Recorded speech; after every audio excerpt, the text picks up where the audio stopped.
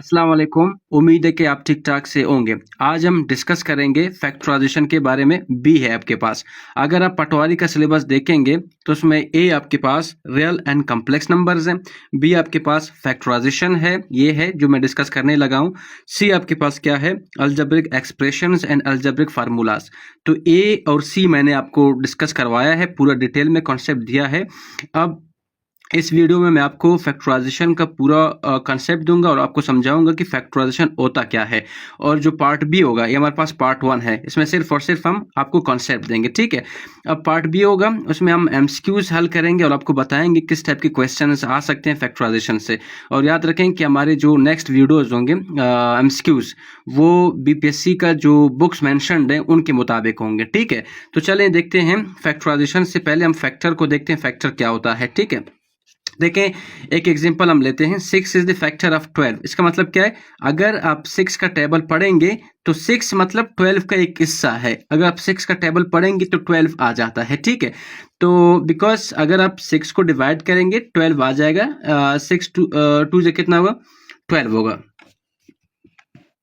तो देखें, अगर हम 6 को मल्टीप्लाई करें 2 से, क्या आ जाएगा आपके पास, 12 आ जाएगा। ये फैक्टर आपने पढ़ा है बेसिक। अगर मैं आपको ये कहूँ कि 12 के फैक्टर्स लिखो, तो 12 के फैक्टर्स क्या होंगे, 1 होगा, 2 होगा, जो इसके साथ डिवाइड हो रहा है वही फैक्टर है इसका, ठीक है।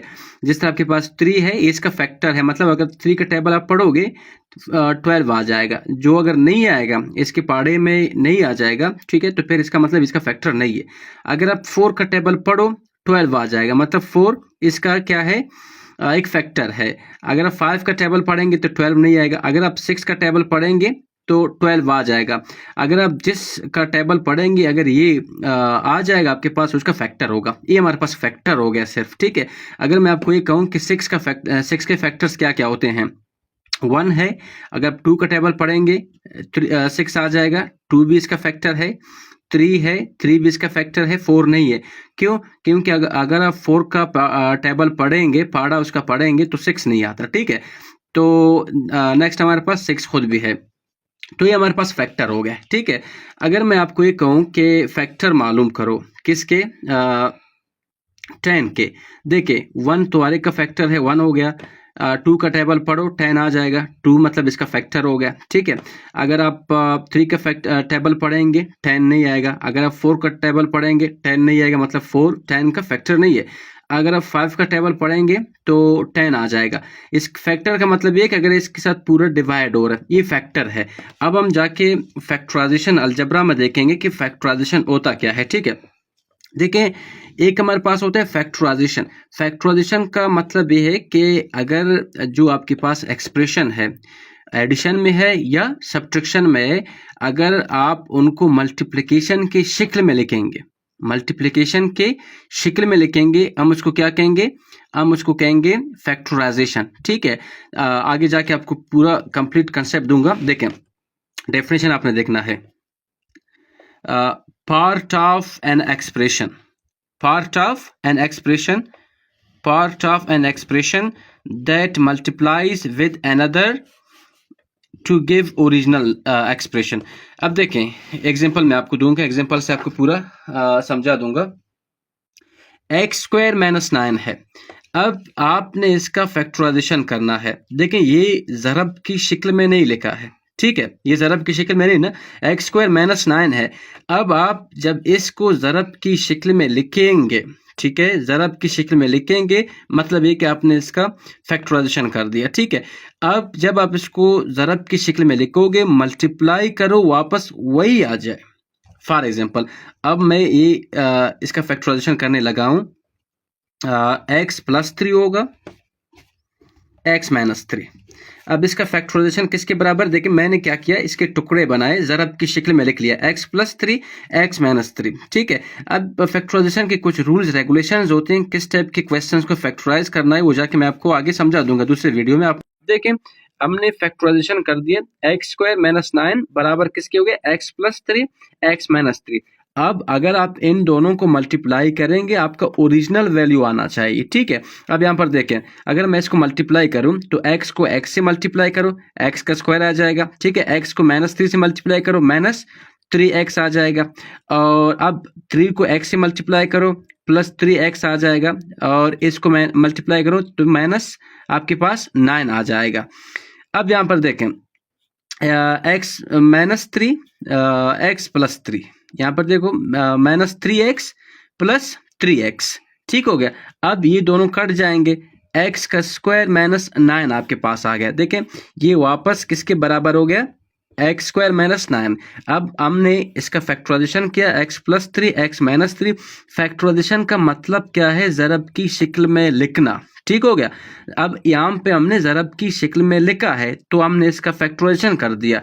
तो देखें ये किस तरह आ गया, ए इसका रूल है a² - b²। कुछ ऐसे क्वेश्चंस हैं जो आसानी से इनका फैक्टर बन सकता है फार्मूले से। ये आपके पास फार्मूला है a² - b²। ये किसके बराबर है, a² - b², a + b। Next हमारे पास क्या है, a - b। अब देखें यहाँ पे माइनस है, a² - b², a + b, a - b। अब इसके फैक्टर क्या होंगे आपके पास, a + b, a - b। मतलब ये कि ये दो फैक्टर हो गए ना, 1 और 2 फैक्टर हो गए। अब अगर आप इन दोनों को मल्टीप्लाई करेंगे आपके पास यही ओरिजिनल वैल्यू आ जाएगा, जिस तरह मैंने आपको एग्जांपल दे दिया। चलें आगे चलते हैं। नेक्स्ट देखिए, factorization is the process of breaking expression into its factor such that their product gives the original expression. जिस तरह मैंने आपको कहा था कि अगर आप जो ब्रेक है उनको ब्रेक करेंगे, हमने जिस तरह x² - 9 को ब्रेक किया, मल्टीप्लाई किया, वही चीज़ आ गया, ठीक है। हम उसको क्या कहेंगे, अलजेब्रिक, सॉरी हम उसको कहेंगे फैक्टराइजेशन।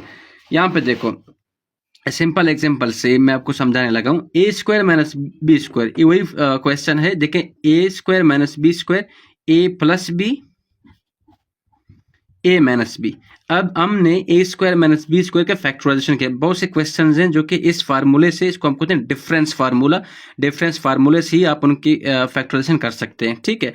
अब अगर आप इसको मल्टीप्लाई करेंगे, ठीक हो गया, अगर इनको मल्टीप्लाई करेंगे वापस यही चीज़ आना चाहिए। अब यहाँ पे आपने इसको मल्टीप्लिकेशन की शक्ल में लेकर, देखें ये दोनों मल्टीप्लाई हो रहे हैं, यहाँ पर ब्रैकेट हमने लगाया हुआ है, ये मल्टीप्लाई हो रहे हैं, ठीक है। हमने मल्टीप्लिकेशन की शक्ल में लिख लिया। जब भी आप मल्टीप्लिकेशन की शक्ल में लिख लोगे तो फिर हम इसको क्या कहेंगे, फैक्टराइजेशन। देखिए हम इसको मल्टीप्लाई करेंगे, a² - ab + ab - b²। हमने मल्टीप्लाई किया, अलजेब्रिक एक्सप्रेशन आप देखेंगे, मल्टीप्लिकेशन पूरा मैंने आपको समझा दिया step by step. a + -ab + ab cut जाएंगे, आपके पास क्या आ जाएगा, a² - b²। वापस ओरिजिनल वैल्यू आपके पास आ गया। ये वहाँ पे एग्जाम में आपने मल्टीप्लाई नहीं करना, मैं सिर्फ आपको बता रहा हूँ कि अगर डिफरेंस है, मतलब एडिशन में है या आपके पास सब्ट्रैक्शन में है, आप उनको मल्टीप्लिकेशन की शक्ल में लिखोगे, हम उसको फैक्टराइजेशन कहेंगे। मैं आपको सिर्फ यहाँ पे फैक्टराइजेशन का जो है कॉन्सेप्ट समझा रहा हूँ। अब यहाँ पर देखो a² + 2ab + b², ये किसके बराबर होगा, a + b होल का स्क्वायर। अब देखें a + b, a + b, मतलब स्क्वायर का मतलब है a + b, a + b। अब देखिए हमने इसका फैक्टर बनाया।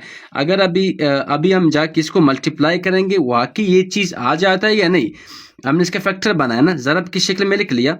अब हम इनको मल्टीप्लाई करेंगे। मल्टीप्लाई आपने पेपर में नहीं करना है, ठीक है, फैक्टराइजेशन करना है, सिर्फ वहाँ पे आपने जो बेस्ट आंसर है वो चूज करना है। तो a का स्क्वायर, a को a से मल्टीप्लाई करो, a का स्क्वायर, प्लस a को b से मल्टीप्लाई करो, ab, प्लस b को a से मल्टीप्लाई करो, ab, प्लस b को b से मल्टीप्लाई करो, b का स्क्वायर। अब देखें a का स्क्वायर दोनों जमा होंगे, क्योंकि वेरिएबल सेम है, यहाँ पर भी है, यहाँ पर भी है।